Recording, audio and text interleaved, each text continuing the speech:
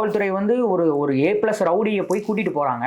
நீ எந்த ஆயுதங்கள் பதுக்கி வச்சிருக்க அப்படின்னு சொல்லி கேட்குறாங்க. அப்ப கேட்கும்போது இவங்க எப்படி அவங்கள போய் எடுக்க விட்டாங்களா, இல்ல இவங்க தான் போய் எடுத்தாங்களா? அதுதான் தம்பி. இப்போ வந்து ஆம்சாங் படுகொலையில ஆமா. A1 அக்யூஸ்ட் யாரு? திருவேங்கடம். ம். திருவேங்கடம் வந்து அவன் பயன்படுத்திய ஆயுதங்கள் எல்லாம் வந்து ரெட் ஹில்ஸ்ல இங்கே பதுக்கி வச்சிருக்காங்கன்னாங்க. அப்போ பதுக்கி வச்சிருக்கேன்னா காவல்துறை பெரும்பாலும் நானும் பல இடத்துல பார்த்துருக்கேன். நான் பல வழக்குகளில் சம்மந்தப்பட்டிருக்கேன், பார்த்துருக்கேன்.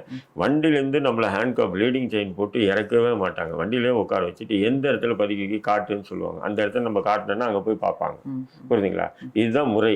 அதை விட்டுட்டு இப்போ இவங்க எப்படி சொல்றாங்கன்னா, இவனை வண்டி விட்டு போய் அதை போய் எடுத்துட்டு வாடான்னு சொன்ன மாதிரி, அவன் எடுத்துட்டு வரும்போது அந்த ஆயுதத்தை தூக்கி இவங்களை தாக்க வந்த மாதிரி, இவங்க பதிலுக்கு சுட்டா மாதிரி இப்படிதான் இவங்க கதை கட்டுறாங்க.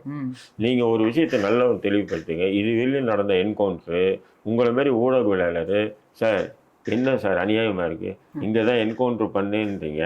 ஒரு கோழி ஒரு ஆடு அறுத்த விட இவ்வளவு ரத்தம் கிடக்கும். ஒருத்தனை மனுஷனை என்கவுண்டர் பண்ணுன்றீங்க, ரத்தமே காணுமா சார்? நீ யாராவது கேட்குறீங்களா? கேட்கறது இல்லை. ஏன்னா உங்களுக்கு ஒரு பேரிகேட் போட்டுருவான், அந்த இதெல்லாம் மாட்டிடுவான். மாட்டிட்டு என்ன பண்ணுவான், உங்களுக்கு தூரமா நிப்பாட்டிட்டு நீங்க வீடியோ என்ன பண்ணுவீங்க, எடுத்து லைவ் போடுவீங்க. அது என்னன்னு சொன்னா, இங்கேருந்து வந்தாரு, எங்கேருந்து போனாரு, இங்கேருந்து போலீஸ் வந்தது, உடனே அவர்களிடம் ஆயுதம் தாக்குனாங்க, உடனே காவல்துறை சுட்டாங்க அப்படின்ற எல்லாமே சொல்லுவீங்க தவிர அந்த இடத்துல ஒரு பிட்டு ரத்தம் கூட இருக்காது. ஏன்னா அங்கே சுட்டாதானே இருக்கும் ரத்தம்.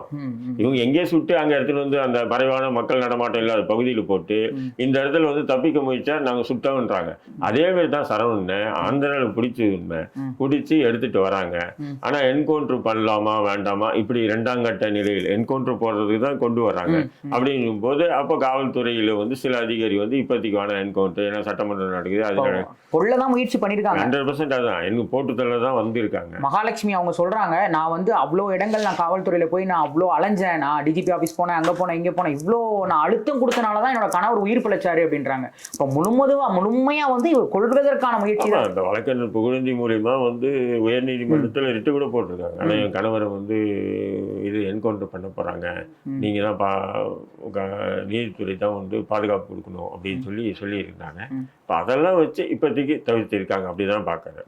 அவர் வந்து தப்பிக்க முயற்சியதெல்லாம் அவர் ஈஸியாக போறாங்க, தூங்கிட்டு இருக்காப்புல, தட்டுறாங்க, எழுந்துக்கிறாப்புல, டபக்குன்னு போய் கையை போட்டு இழுத்துட்டு வராங்க. அவ்வளோதான்.